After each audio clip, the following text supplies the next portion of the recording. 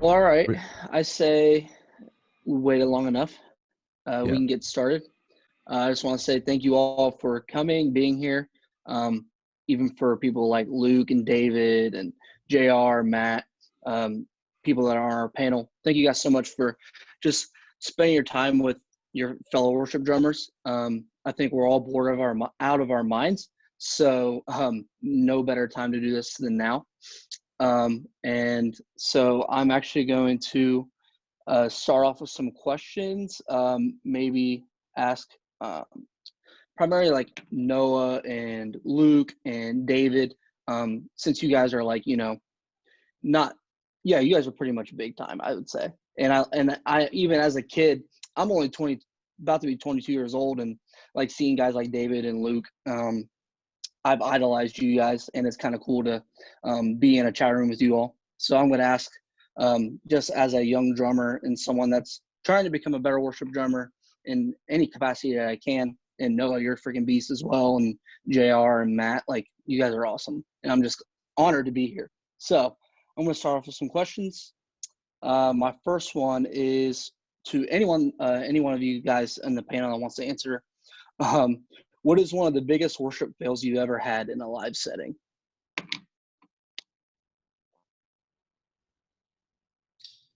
Um, Luke, you ask.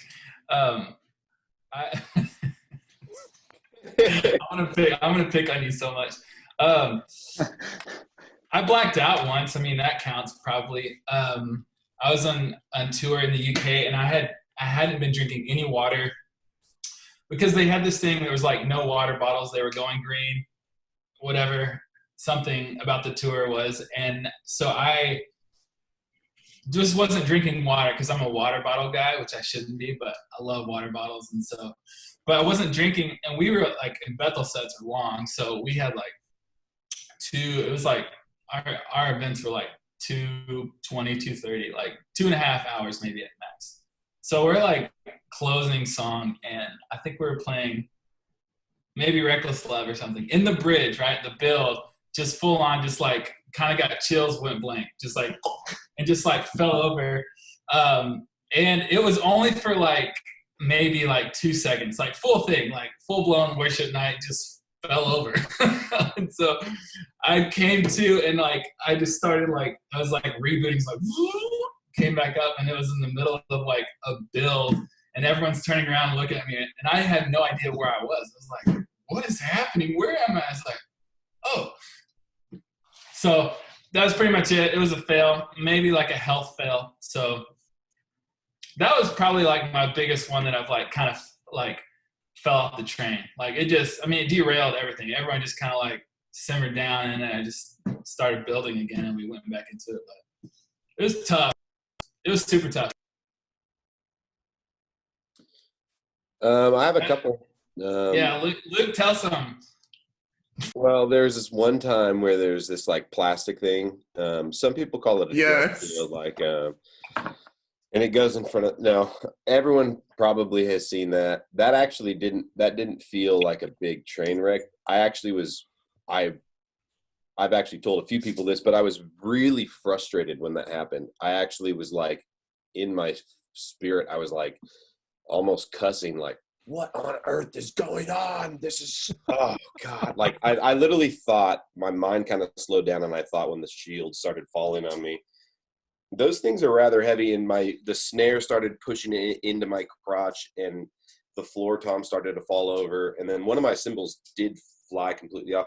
But I was very much, it wasn't like a, oh my gosh, this is so funny. It was like, I cannot believe this. This was on, I think we played 18 shows on a tour, and then that was supposed to be our day off, but we drove 12 hours to a Joyce Meyer conference to play that event on our day off. So we were all a bit worn out, and then that happened. But I was actually talking to Matthew Wahlquist, and he said, dude, I really think that the enemy tried to disrupt your worship.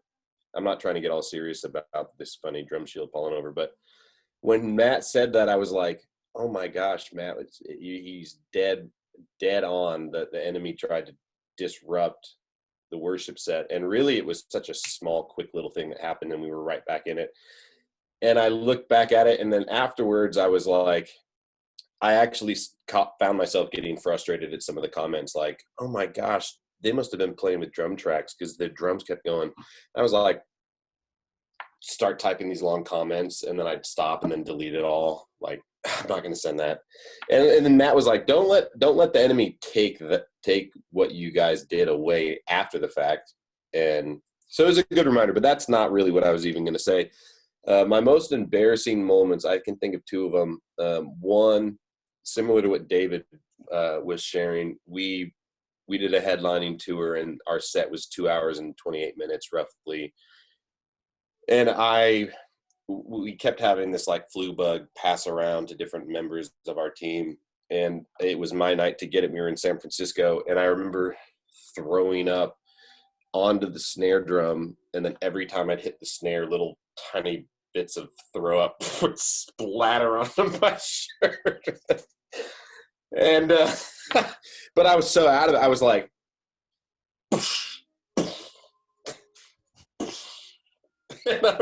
but afterwards I was like, I was so out of it. I felt like the set was horrible.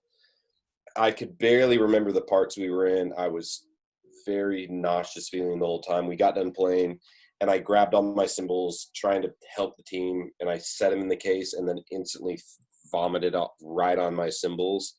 And our tour manager grabbed me, and he's like, get out of here, man. Go to the hotel I rented for you. Go, get out of here. What are you doing? You're going to get us all sick. I'm like, I'm just trying to help out. He's like, you're splattered with your own vomit. Get out of here.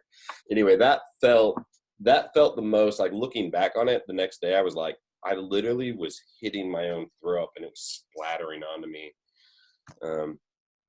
That wasn't really embarrassing because I honestly was kind of checked out, but it was very gross. I think the worst moment of the most embarrassing moment I had was I was in the very back of the stage, and we had this 60-person choir kind of blocking me entirely from the worship leaders in front. And one of our worship leaders was shouting, like, we're going to keep going on this chorus, like fist pumping. And Mac Brock at the time was behind the choir with me, and I didn't know who to follow. I couldn't see the worship leaders up front. We were in a very improv moment. So Mac Brock, behind the choir with me, said, okay. And he gave me the fist, like, end right here. And the worship leader actually leading the song was like roaring to go for another chorus. So we're in this arena, and we big retard crash out. And then all of a sudden we hear is raised to life. Yeah, that's how we end the song, just a cappella, just one big shout. He got back. We got done. He pulled me aside and said, what were you doing? Anyway, those moments are very big and they feel horrendous in the moment. But when you get past them, you realize that, we're not as cool as we all think we are. And we can try our very best. And you realize the Lord still loves us all. But in the moment, you feel like you're just the worst thing alive. But yeah, those are probably my worst moments. It's good stuff. Anyone else want to comment? I'll go. Mine is, I think a lot of people probably have experienced this, but at least I hope it happened. But I was playing probably one of the biggest events that I've ever played at, and I was super pumped, and I practiced a lot for it.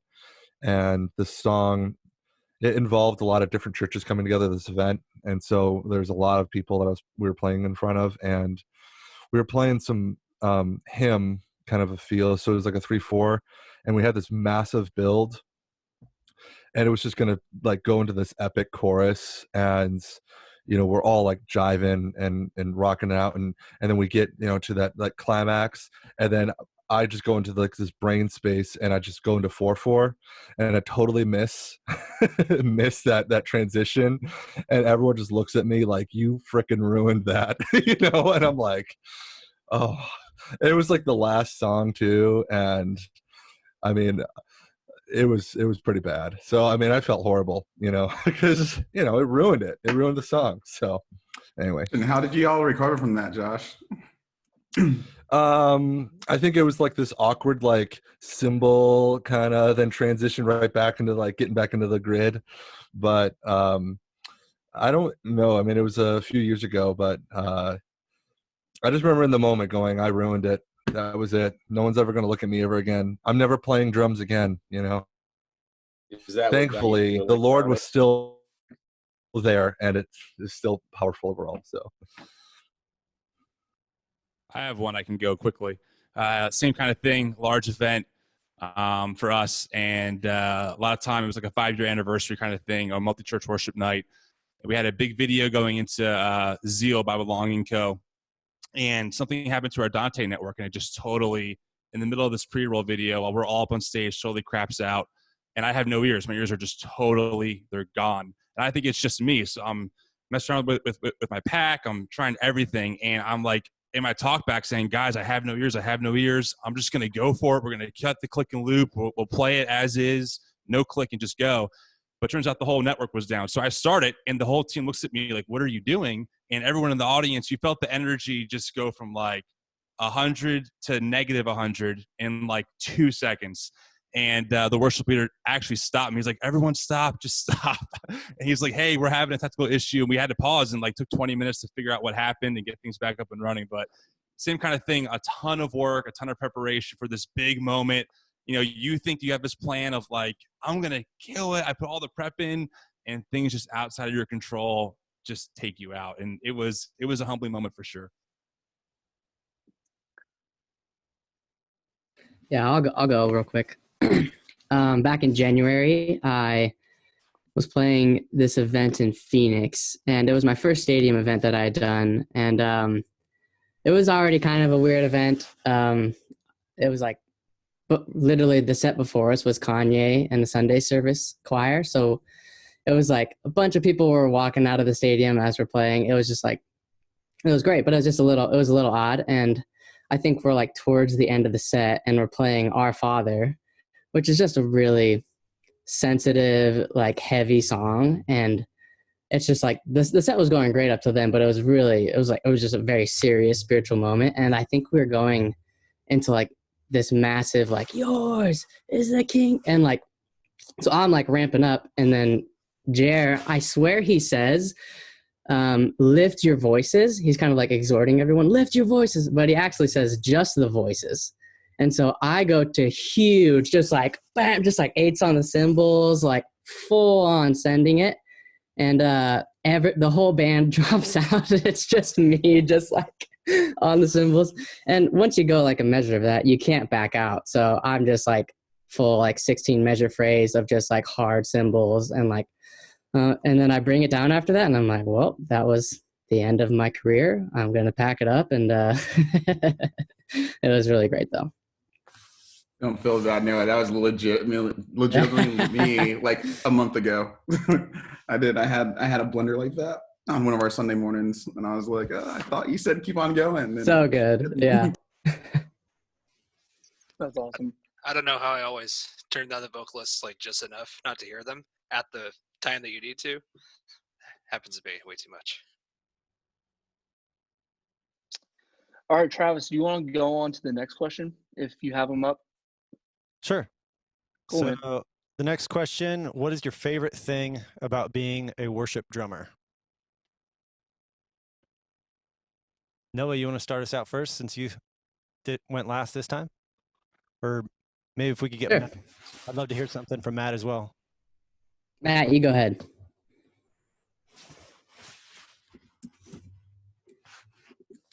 All right, sorry, I didn't mute. Gosh, favorite thing about being a worship drummer? Can I interrupt you, Matt? Go for it, man. What's on your wall? Is that a cricket bat, or is that like a Oh, no. paddle or a guitar? Well, Or first we have homemade acoustic panels. Okay, These are Walmart towel covers. I like those. Yeah, man. And then, yeah, this is my paddle from back in my Marine Corps recon days. Awesome. Yeah, man. Sorry to interrupt. Yeah, no worries. So, gosh, favorite thing about being a worship drummer, the best thing,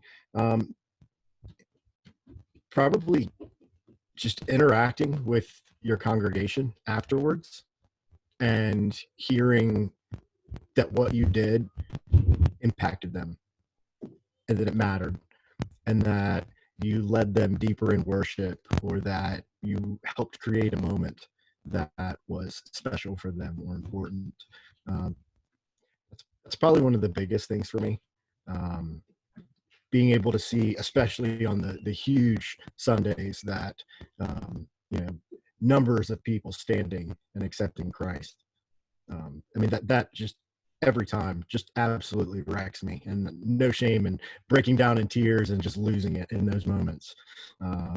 You guys, I'm sure, have all experienced it, where it's like, man, this is how many are going to do it, and you're just overwhelmed and crushed by it every time. And yeah, so that and just the camaraderie, right?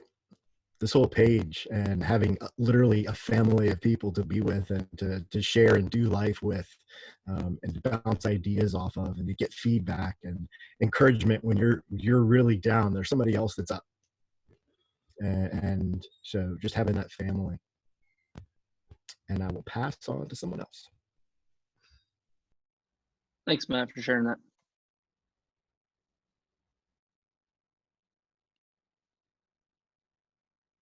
Noah, you want to take it? Yeah, I'll take it. Am I unmuted? I am. Yeah. I think I'm not going to rant, but I think maybe sometimes the worship drummer phrase can be hard for me. I love worship drummer stuff, but I almost feel like there's like a higher calling on us of like being musicians and being Levites of the house. So if like in that question, I see like, yeah, it's such an honor to be used by the Lord to bring an atmosphere of worship to his house, like especially drums. We have such a powerful instrument. It's kind of crazy.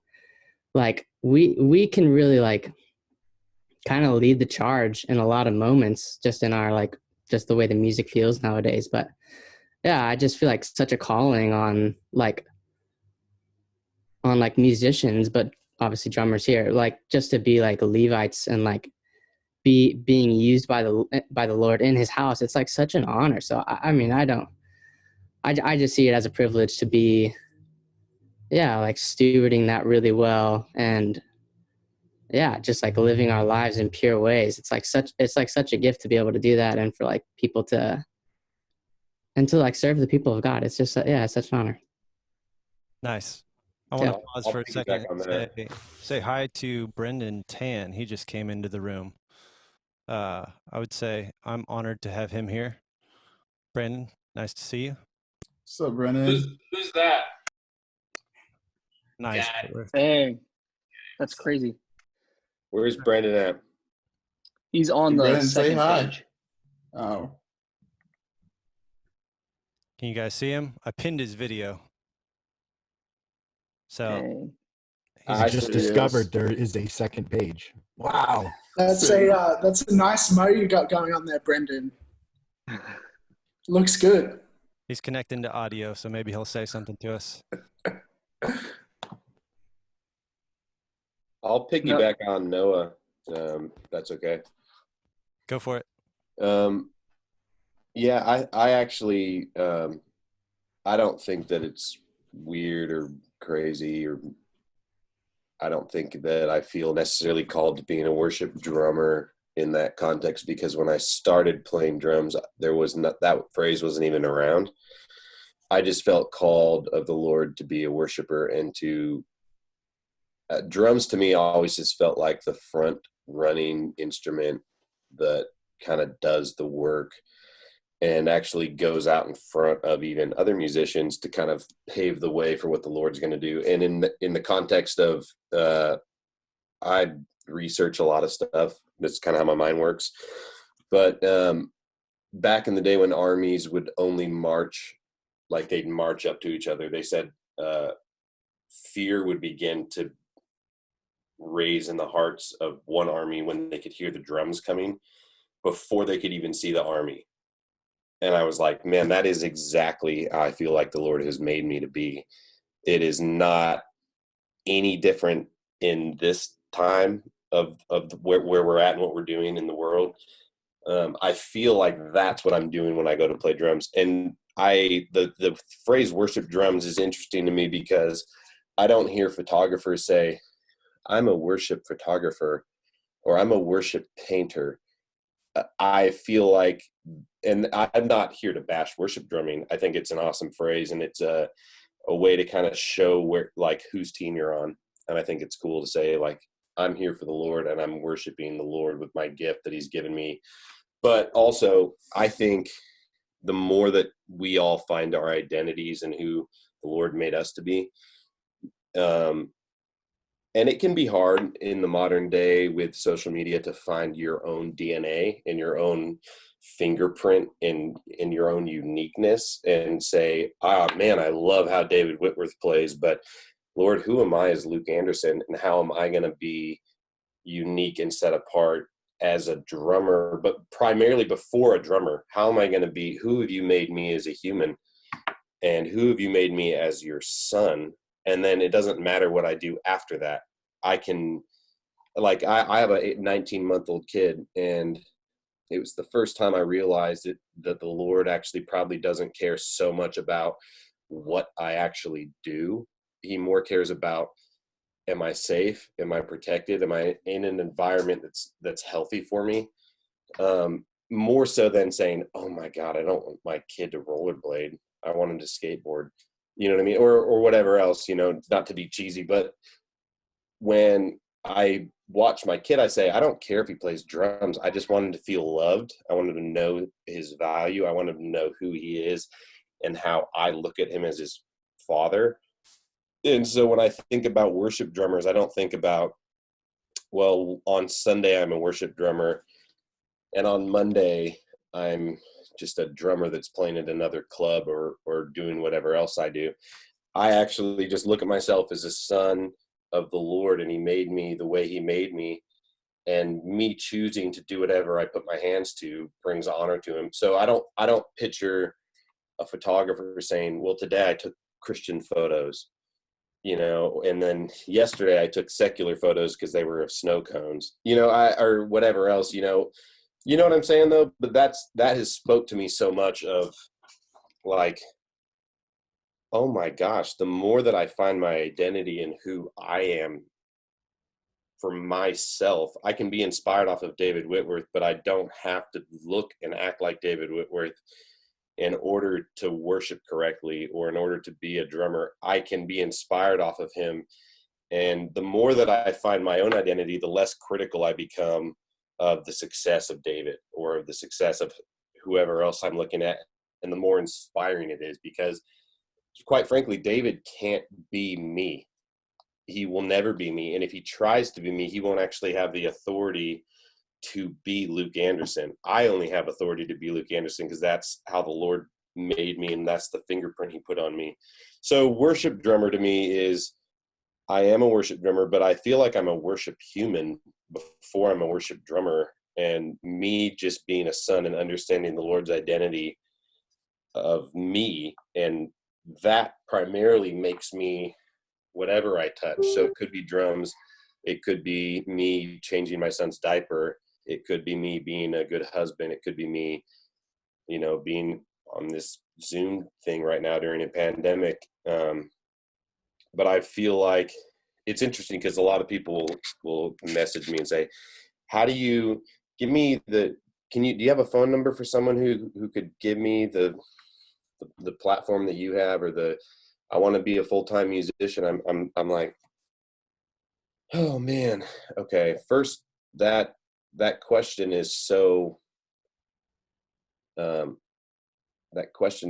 interesting because it's firstly, it should be about the Lord. And the thing that's exciting about connecting to the Lord ultimately is what makes worship drumming amazing. You know what I mean? And so kind of get back to the exact So it's like, if the goal is to get to become a worship drummer, I think we missed the point. The goal is to find out who you are in the Lord. And then basically, if your goal is to strive to be a worship drummer, when you actually get there, you won't have authority over that. You'll kind of be a slave to it almost, because that's become your identity. And as much as I relate to being a worship drummer, I don't want my identity to be wrapped up in I am a worship drummer. I want to just be known as a human that loves the Lord, and that people can see that in me and not have to hear me say I'm a worship drummer for them to know who I am or what I do. Not to be long-winded, but that I put a lot of thought into this, and not really like I just sit around thinking about it in bed, but the more and more people ask it, the more it's made me kind of process it and think it through. Anyone have anything to say? I'm going to push mute. That's great stuff, Luke. I love how it ties into what Noah was saying as well. It's kind of like the Levite. They were in charge of the Lord's house, so like their lifestyle, their inheritance was tied to the Lord. It wasn't tied to necessarily what their role was in the tabernacle. I could say a few things regarding this issue. Great points, Luke and Noah. So good.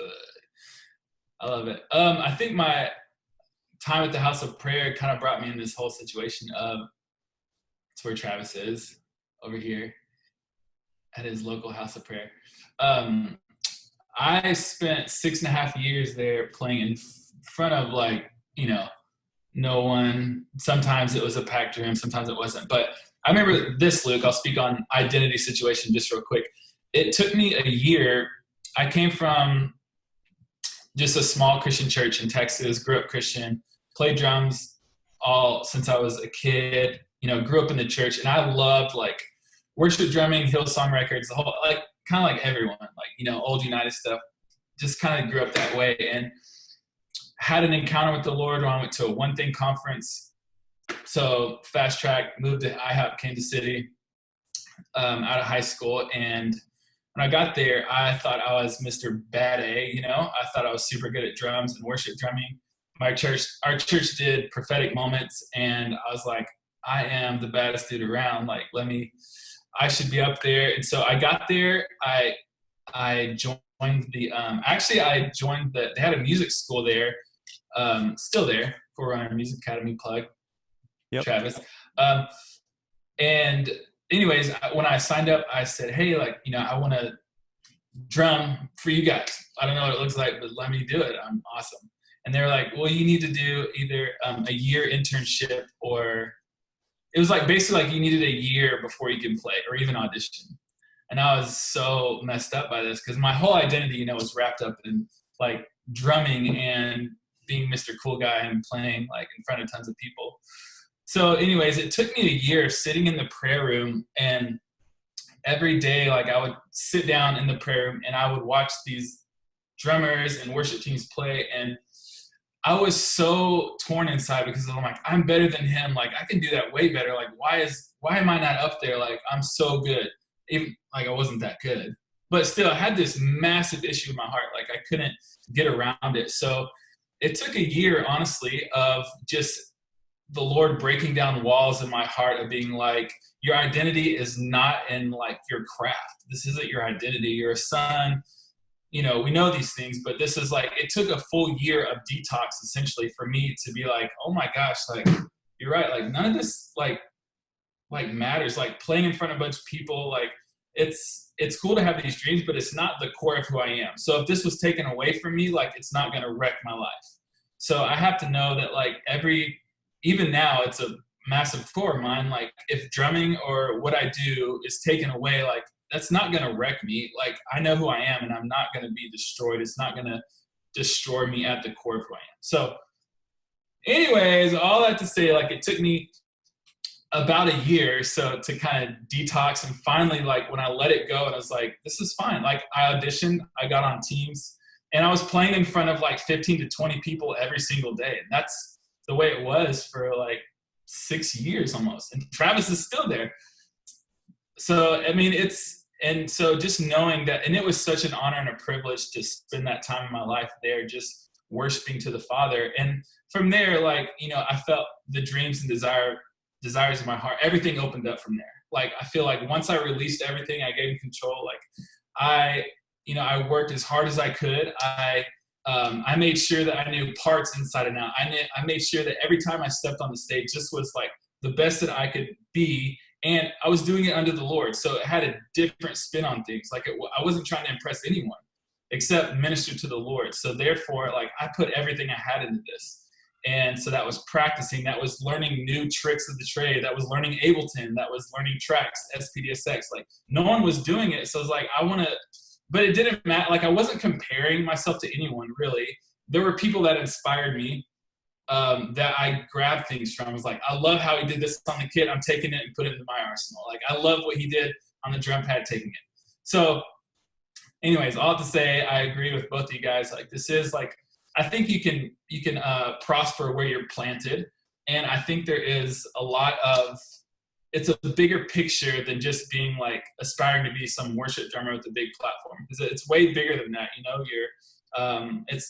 you're much bigger than that, but I'll stop yapping. I could yap for days. That's good stuff. I like how you said after you kind of let it go, that's when things started opening up for you. I know there's a lot of different areas in a lot of people's lives where once they let go, that's when the bride shows up and all that type of stuff. Yeah, it was a lot less striving. Like, I was not striving anymore. Hunter, you got anything else? Any other questions you want to go to? Yes.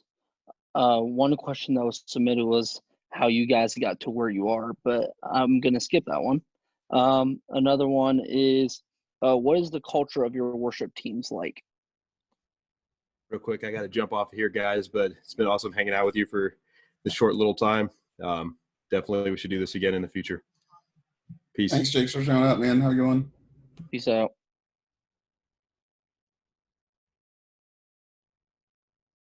I'll repeat that again. It's what is the culture of your worship teams like?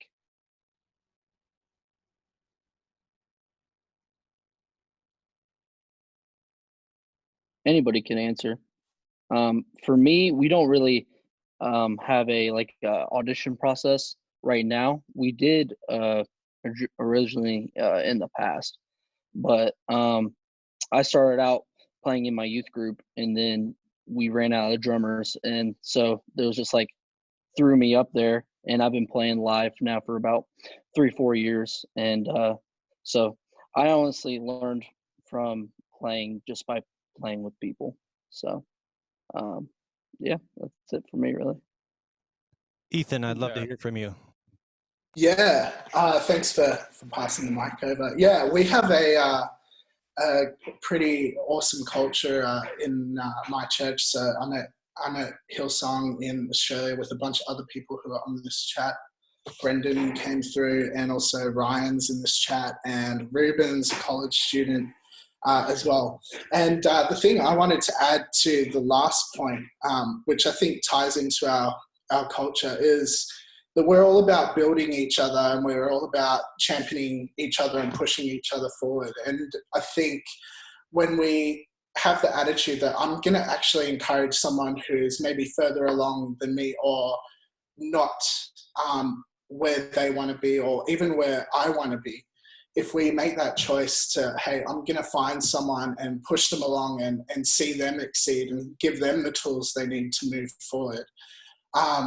Often that's actually what God asks of us. He doesn't ask us to hold our gifts and hold it to ourselves and think, okay, I just want the platform for myself, or I want, to play the big events or all of that. Often I've found that the most rewarding moments in my life have been when I've seen other people step up. And seeing other people get the opportunities that I thought that I wanted. And I just wanted to encourage everyone that when we have that attitude that I'm going to do everything that I can to build other people, I'm going to do everything I can to make friends with the young kid who's just starting out and who's coming up to the kid like after service on Sunday, and encourage them or give them a pair of drumsticks or a book or something. Those are the moments where God can actually really speak to them. And I found so much joy in just giving back. And, there are so many people in our church in our churches who want to play, but they never get an opportunity because no one talks to them, or they just feel out of place. And so I think what we've really been trying to do in our culture at Hills is to have team nights and to have moments of connection where people can come in and feel like they're part of the family and start serving, even if it's not just on drums. Like when I moved to Sydney and I started serving at Hillsong, I set up the drum kit every Sunday morning. I would get to church at 5:30 a.m. and I would set up the drum kit for the 8 a.m. service. And then I would go over to the main convention center building and set up the drum kit for the 9 a.m. service. And, I could have done that with an attitude of, I wish I was playing drums, like I'm good enough to do this or whatever. But even just coming in and going, God, thank you that I get to set the platform.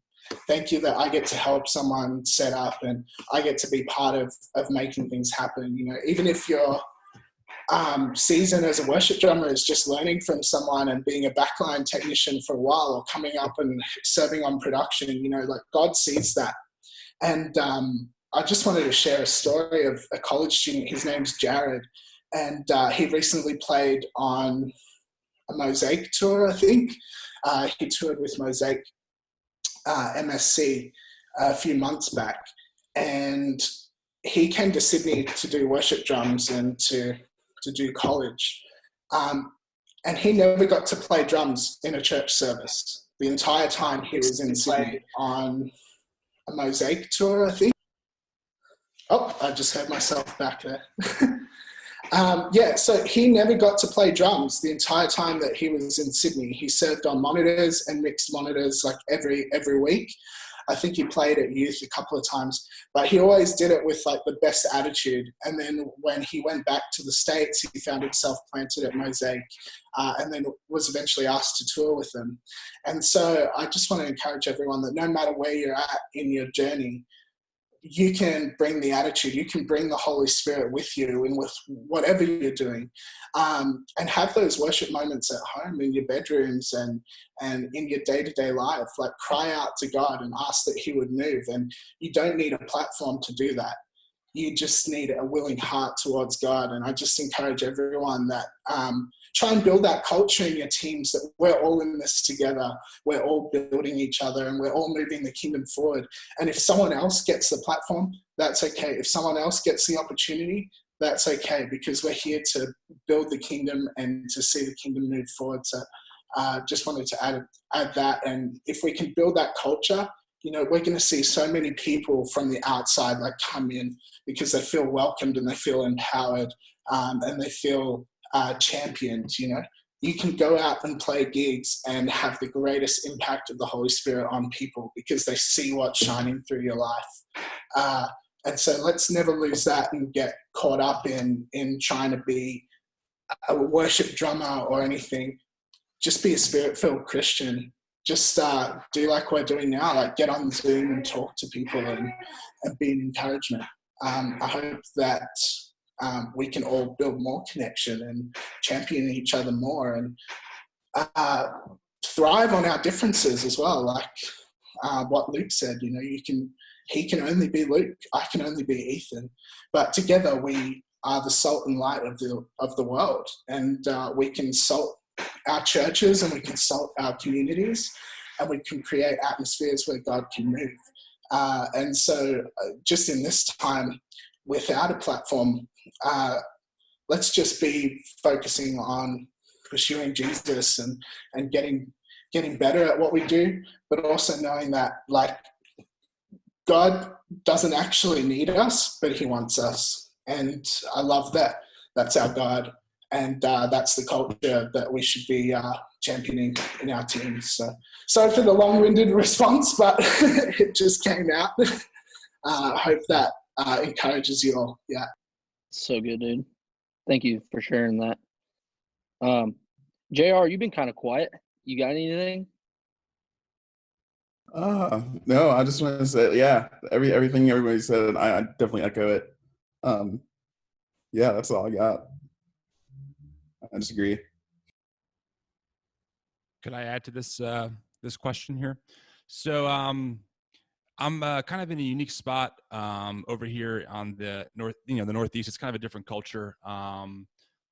A big church by New Jersey standards, like maybe 2,000 people. They're doing something real big in our area. A lot of churches average between 300, 500 people, so on.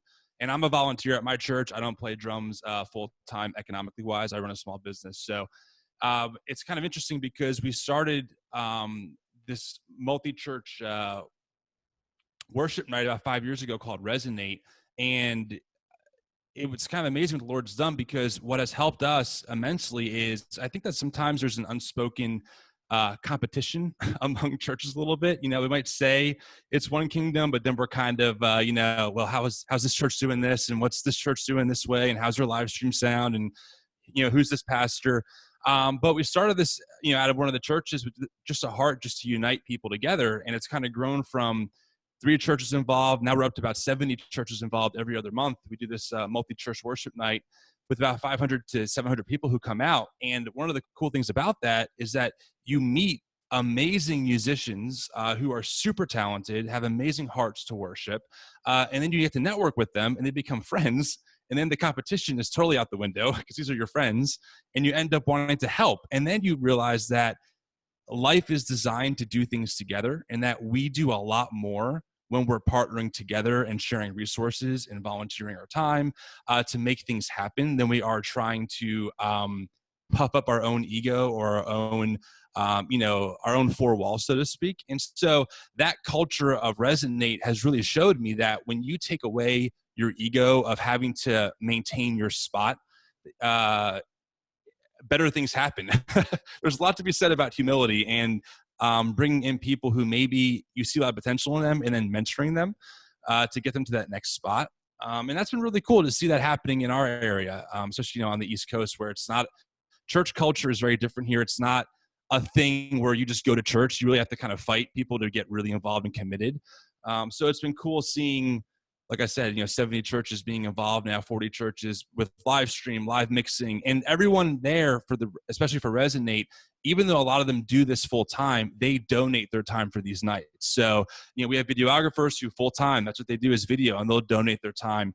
And it's cool being able to see that. And I also wanted to very briefly just piggyback off of what, Ethan, Luke, and David all said with the worship drummer thing. I wanted to share a very brief story actually with Luke.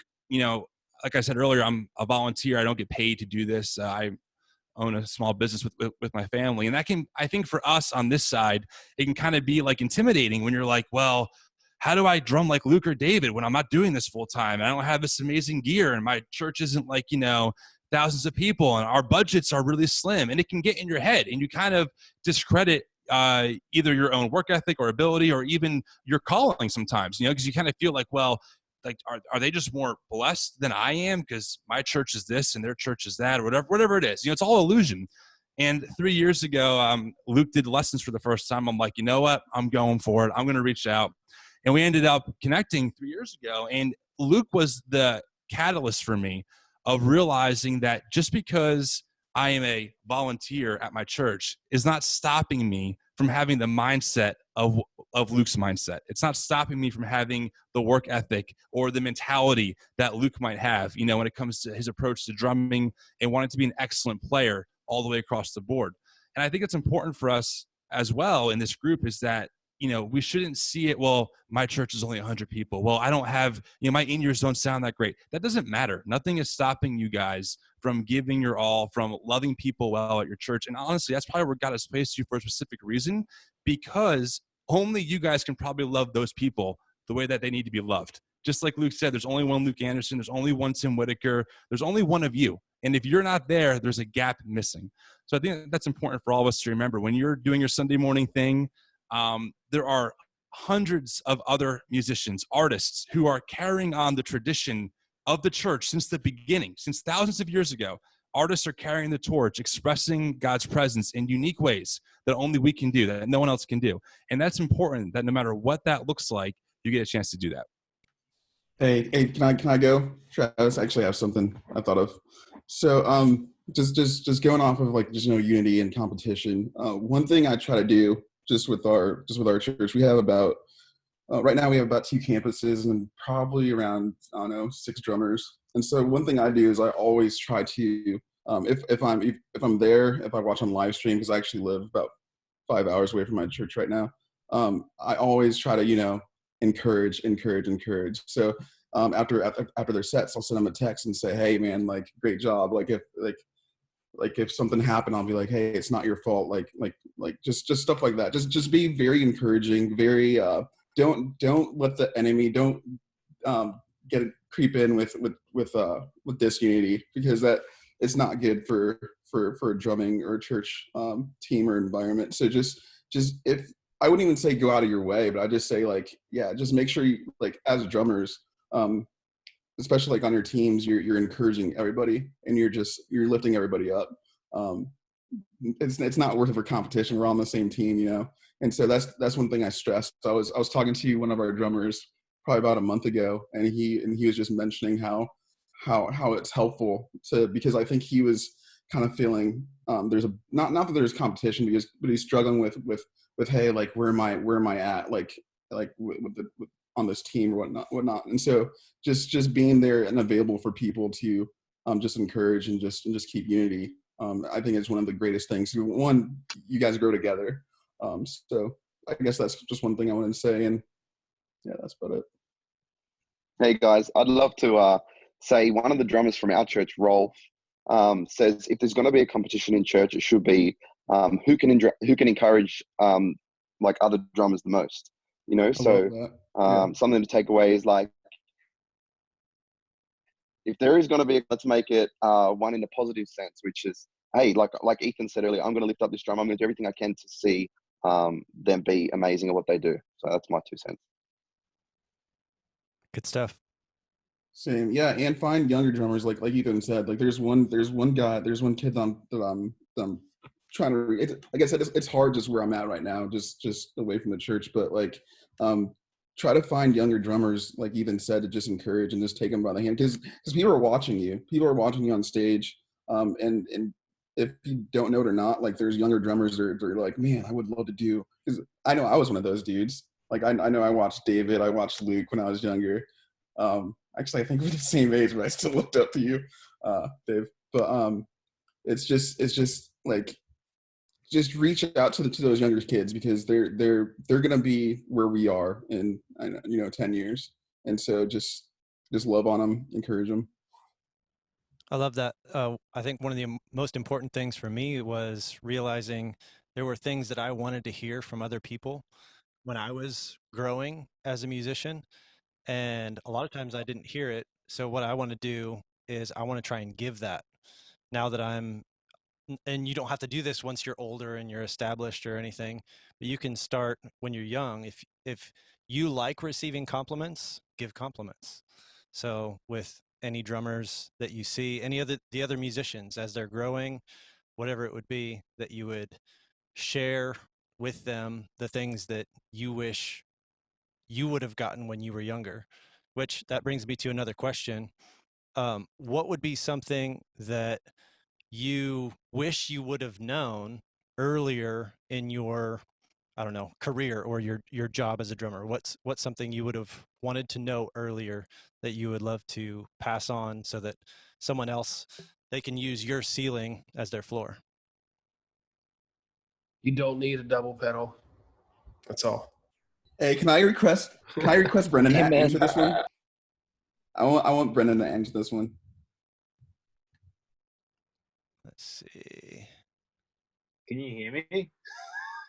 We can hear you. Yeah, dude. We got you, Bubba. This is my first Zoom ever, so I don't know what I'm doing. Thanks for joining, man. I've just been trying to do these virtual backgrounds because I've seen everyone do it. But I don't think my computer can handle it because you can't. Oh gosh. Me and the Tiger King out here. Sorry. What? Can you say the question one more time? What's something that you know now that you wish you would have known a long time ago? And it can be related to worship drumming or anything else. I guess I'll make it drumming related. I guess I wish I knew how to like love music like I love it now. I think early on when I was drumming, I would always like overplay or do too many fills. And then as I got older, I realized like I love the music so much and I love like serving the music so much that I would just play simpler than what I did. But I think everyone kind of goes through that. So that's something I try to do like with our youth kids who are coming up. I sit when I go to youth and I watch our young drummers play on a Friday night. I always chat to them after because they'll be throwing like triplet fills around everywhere. That's probably my the drumming thing I can think of. Nice. Anyone else?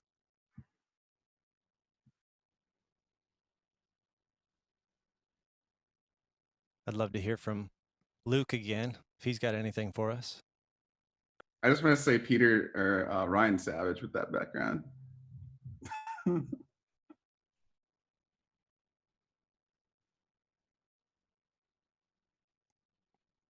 I just wanted to start the trend.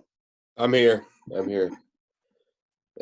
What's something I wish I would have known when I was younger?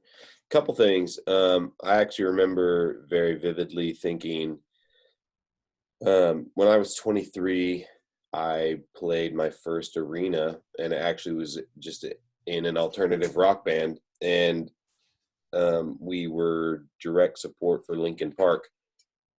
And it was a very surreal moment, and I had kind of put this thought into playing for a large amount of people meant that you weren't going to have any financial problems, and you were going to have this awesome house and the cool car, and your life was going to be gravy from then on out. And I remember playing, and it was a very subconscious feeling. It wasn't like something I sat down and wrote out in a journal or even actually physically thought those thoughts. It just kind of seemed to parallel, or not even parallel, but it just kind of seemed to be subconsciously attached, and it paralleled music success. And so when I actually played our first set, and it was in the Suns Arena in Arizona,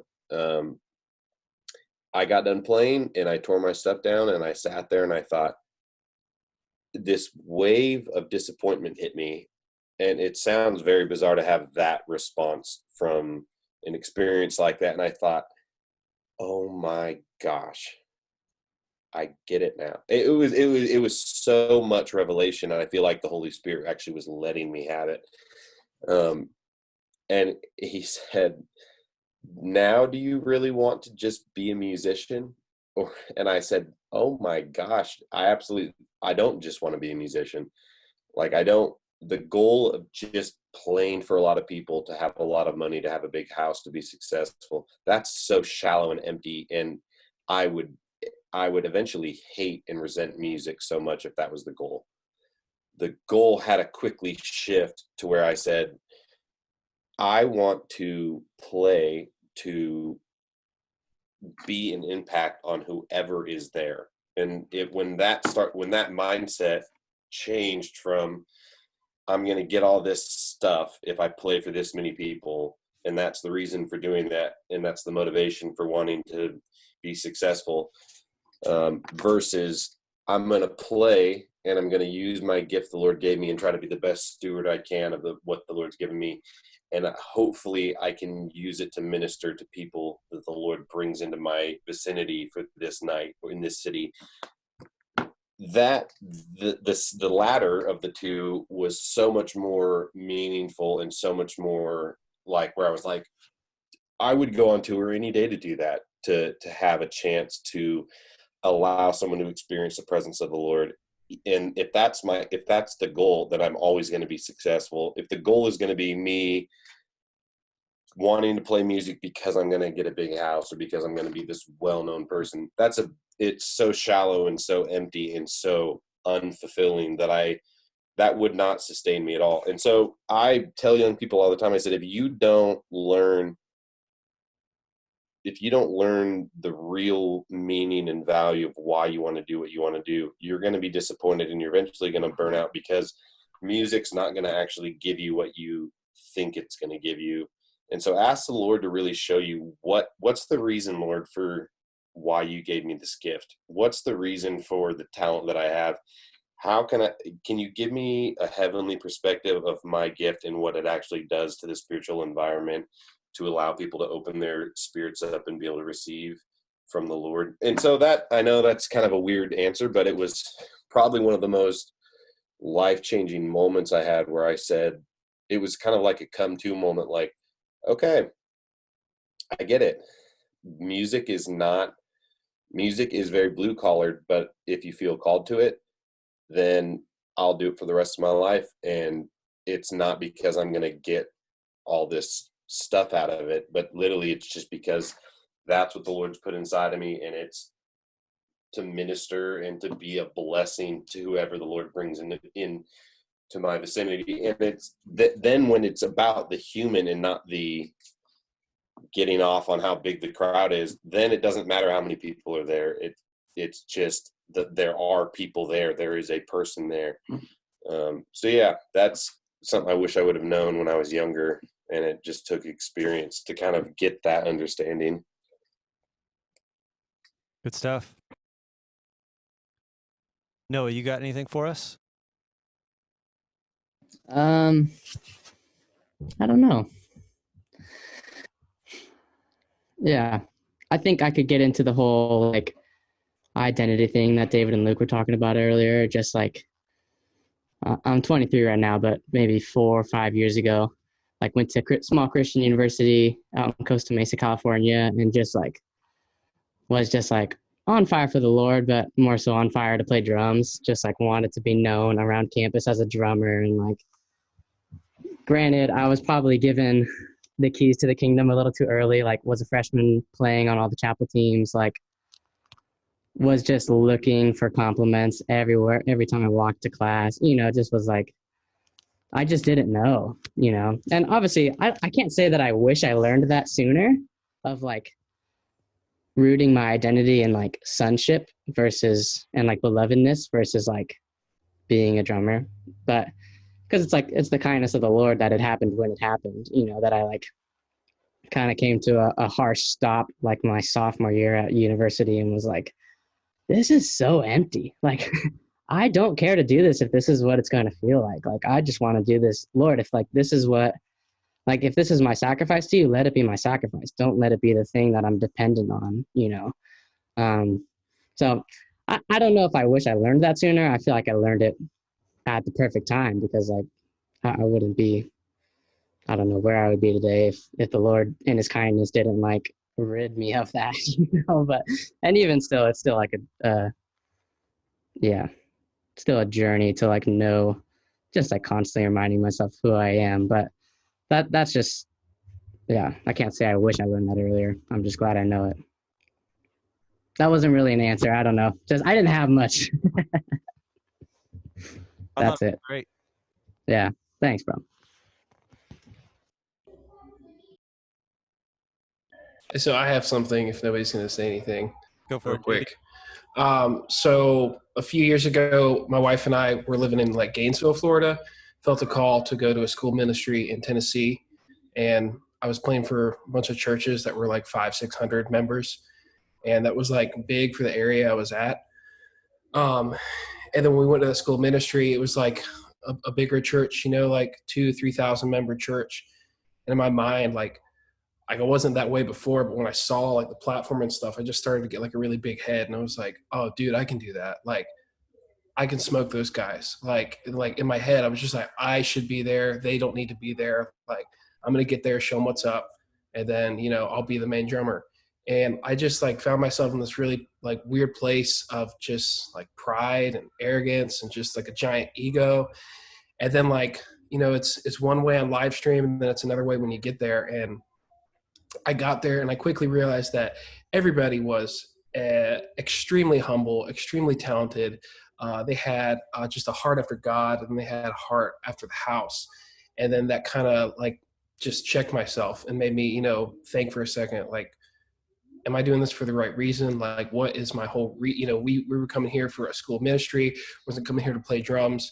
And I kind of just had to take a back seat and not play drums for a while. And it wasn't because anybody told me to, but I was just like something that I felt God was pushing me to do, to really, you know, kind of going back to what you guys were saying earlier, find my identity in, you know, who I am. You know, I'm a son of the King. I'm not just a drummer. I'm not somebody that just plays on stages and stuff. And eventually, yeah, I did get to play there. And I did get like shuffled around a lot. They were like, hey, we need you at this campus instead. We need you to do this. And in that season, like I learned a ton of stuff. I had people poured into me like saying, hey, you know, we want you to MD. We want you to, we're going to teach you Ableton. And then like all that stuff came full circle. Because after we finished our school ministry, we came back, my wife got a job as a worship leader, and like they didn't have any of these things. And I just think back to like, you know, what if I would have just like kept that arrogant a-hole attitude and not humbled myself to see what God was trying to teach me. And instead of, you know, chasing a platform, like God had all this for me. He had these other skills, these other things that he wanted me to learn. And I was able to take those and then start like, you know, planting seeds at the church that we got a job at when we moved back down to Florida. So, you know, our identity is one thing, but I mean, there's like, you know, God has so much for us in all these seasons if we would just kind of, you know, take a seat back and see what he has for us.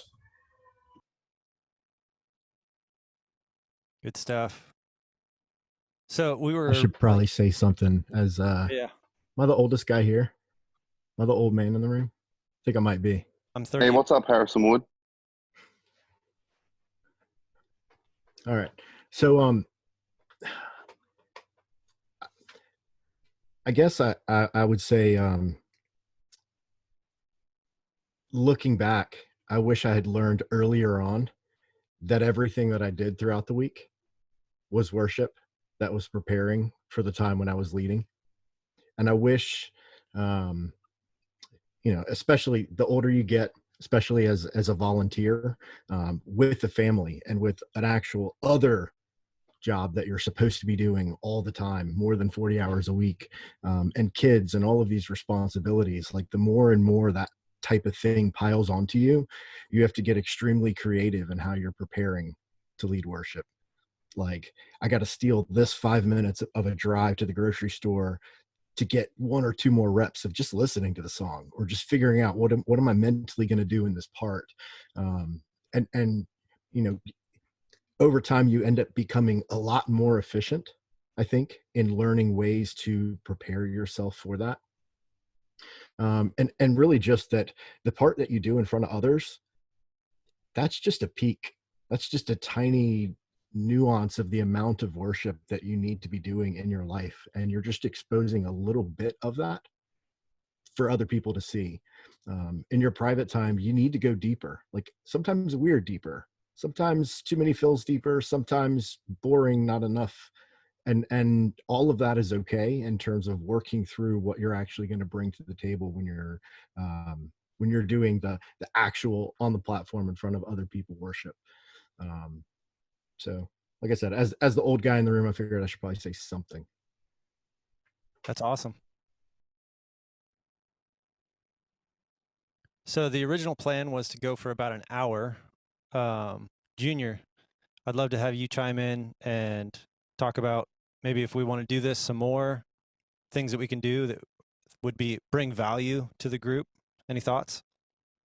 For sure. I mean, I love this. Like, I think this is so important, especially in the time we're in with coronavirus. Like, it's just super refreshing to hear from, you know, David and Luke and Brendan, and I think Harrison's in here too. But just people that just people that are established, and just and just hearing from them and just seeing, okay, like what's on their mindset, like where Just even hearing their successes and struggles. So I think this is definitely helpful. Is that what you're asking? Like, should we keep on doing this? The answer is absolutely yes. But cool. Could we hear from Harry for a brief second? Yeah, I agree. I want to hear from Harrison. He's tops as it gets. Life-changing guy right there. I came in fairly late on this because I'm up the coast actually. So yeah, I mean I'm sort of out in the woods at the moment.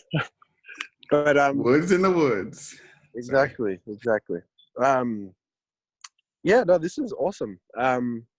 This is obviously like community is a big thing, especially when it comes to any creative craft. I think we weren't really meant to do a lot of this in isolation, so I think it's super important. Yeah, I'm just pumped to be in here and be around you guys, be in community. It's awesome. So do you guys want to talk like the frequency? Like, do you want to make it a weekly thing? Like, what are you thinking? So I think that's a good thing. Matt, you have any ideas? Or JD? Or Joe? I think Joe's in here too. I work from home, even not during coronaviruses and things. So I'm in front of this setup. Do it as often as you guys want. I like how you're flexing on us, Matt. All of us are in like 540p, and you're over here in an 8K resolution. Seriously. With your ukulele behind you, just hard flex. Nice power move. I'm using cellular data right now, so I'm not sure how everything's translating at the moment. If I was going to flex, I'd open the door behind me. Oh, no. The ANF. The ANF. I'm leaving the chat. Perfect. Bye. Well, I think we could make this like a weekly deal, and whoever jumps on. Or do you think that's too often? I'm open to ideas. Why not? It's Corona time. We could just try it. I Yeah. don't have a whole lot going on. I'd be down. For sure, I'm Once good. a week is good. Maybe we could get a discussion going on the Facebook page to kind of have people say what they would like to see done. I mean, I would love to get Harrison to speak into. There's a blog that I read of his years ago of just like how he grew with changing his posture while he was drumming. And so I've learned so much from a lot of the people that are in this group. And like that's an idea. If we have somebody come with a devotional or a lesson that they wanted to teach and sharing it with the group and having it live so we can interact a little bit. Yeah, good call. We actually did a tour together, me and Harry, and he was talking about his posture and he had bands and all this stuff, but I was in the middle of getting almost migraines after playing because of where I'd put tension. And he talked to me a lot about pulling elbows in and all that stuff, but it's been a few year process of readjusting my technique and posture. And yeah, I have nothing but amazing things to say for Harry all around. Technique, how he takes it so seriously. I think that's an important thing, is he takes his craft so seriously, and I think that's the best way to honor the Lord with it. I think of Cain and Abel, and Cain brought vegetables, and it didn't even say they were rotten vegetables or unedible. They just weren't the best. It wasn't the best offering. They probably still taste fine, but it wasn't the best offering. And so finding someone like Harry who has phenomenal skill and is also humble and is still willing to do whatever it takes to work through the physical boundaries to get better or to be more efficient or to be more healthy. It's very encouraging and inspiring, and it was one of the coolest experiences I've had on the road, to be honest. I watched every single set he played that tour side stage the whole time. It's the only tour I've done that on.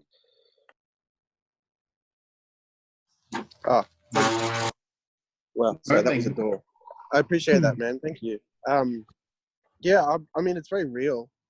I guess that's probably one of the main reasons why I guess I could speak into it, because it became so real for me. I had to make changes, otherwise things were not going to go well for me. I think, you know, as you were saying, you know, you have to steward your gift well. You have to make sure you're working on your craft and, you know, giving the best of what you have. Something that Cobes always says is, he's like, yeah, like I find that playing drums, you know, in any given setting is, you know, it's using your skill set, using a craft, but I think using your drums and your skill set in church is like using your gift in its purest form. And I think at that point, when you're giving your gift like directly to God, I think it's important to make sure that you're bringing everything. But yeah, for me, it was super real. So I had to make changes, and I think the only way I could really speak into it or help other people is literally just by talking about my experience with it all.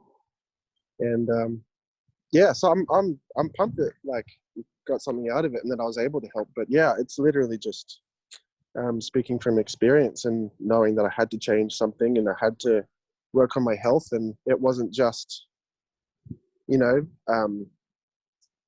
just having the passion to play and going, yeah, like I'm just going to sit down and do whatever, but not do any preparation for it. Because the reality is, I think, you know, most of us will jump on the kit and play like 2 hours or something, 2 hours, 3 hours a night, and you're in a seated position for most of that time, and you're activating all of your limbs. And I think, yeah, you just got to look after yourself. I think it's just longevity, and I think, you know, there's probably a lot of you that look after yourselves pretty well anyway. But yeah, it's just something to be mindful of, I guess.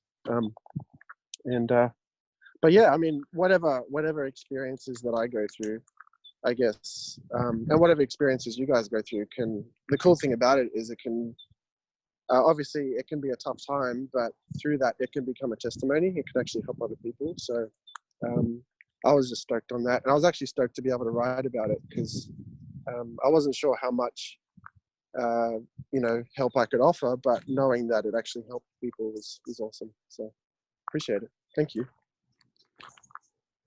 Thank you. Hunter, anything else that you want to add? No, I think this has set like a good foundation for a lot of conversations that we can all have. And even if it, like, I know Luke and Noah, you guys might be busy, and David or Matt and JR, but even all of us together that are just in this worship community, we can like have our own conversations, and it doesn't have to just be, it can be like anybody. So I think hearing from everybody and having everyone here is super humbling, and just knowing that we're all learning together. And this is just a process, and I'm learning as much as anyone else is. So this was such a honoring and humbling experience, and I'm just glad everyone could join. And if anyone else has any closing statements, feel free to do so. Yeah, just want to say again, just thanks for everybody that joined, especially like Noah and Luke, and thanks for taking, actually everybody, thanks for taking your time to just come in. Yeah, you too, Josh. Yeah, thank you. Yeah. And if and if anybody has like any suggestions for things we can do, I know we had mentioned we can do like breakouts in here too. So just if anybody has suggestions for the next chats. Another thing is, how does this time work? Does Sundays at 7? I guess for now that we're in quarantine, is this time a good time? It's 11:23 a.m. here in Sydney, Australia, so that helps. Yeah. Okay, sweet. So I think, at least for Corona time, I think 7. So let's just plan on next Sunday at 7. Yeah, sounds good. Well, sorry. Next Sunday, whatever time it was. Next Monday for you in Australia. Yeah, next Monday for you. Hey guys, can I say something real quick? Just I feel like we talked a lot about identity today, so if anybody is wanting to have like a more private conversation or anything, I'm sure you could reach out to either most of the guys on the panel today if you're wanting to talk about that. So Absolutely. Want to say that? Yeah. Hey, Matt, you mentioned you're the old guy in the room. So can you pray us out, my dude? I would love that. Can you just pray over us? Actually, can you pray identity just over everybody? Can you just like blessing and just pray just whatever the Holy Spirit's just giving you? I think that could be super powerful. Man, I would be so honored. So, thanks. All right, let's pray. God, we love you. We thank you. We just praise you, for all that you are, all that you've done, all that you continue to do, and the truth that you bring. God, we're thankful for what you let us get to be a part of, your family, and for the job that you've given us as drummers, as worship drummers, but more importantly, just as worshipers, followers of you. And God, I just pray over anyone who would hear these words, whether it's live right now in the chat, in a recording later, live stream to the group. God, help them each to find, number one, their relationship with you, and number two, their identity in you and what that means. And help them to find that early, help them to hold on to it as you are just the most important thing. And God, as we continue to navigate these unknown waters, I just pray a blessing over every single person, everyone here, everyone that will hear it. God, let them walk in the authority that you give them under the name of Jesus and for your glory. In Jesus' name, amen. Amen. Amen. Love you guys. It's an awesome time. Love you. Can't wait for the next one. Thank you, Hunter. By the way, one more thing. Thanks, Hunter, for putting this on. I appreciate you, man. Thanks for this idea. Dude, you're awesome. Yeah. Thanks, guys. Appreciate it very Zoom much. is making a killing with this coronavirus. Let's just say that. True, man. They're hiring. Good job. If anyone wants a job, just email Zoom, guys. Seriously. Love you guys. Love you. Bye. Cool. Have the best week. Good night. Yes. See ya.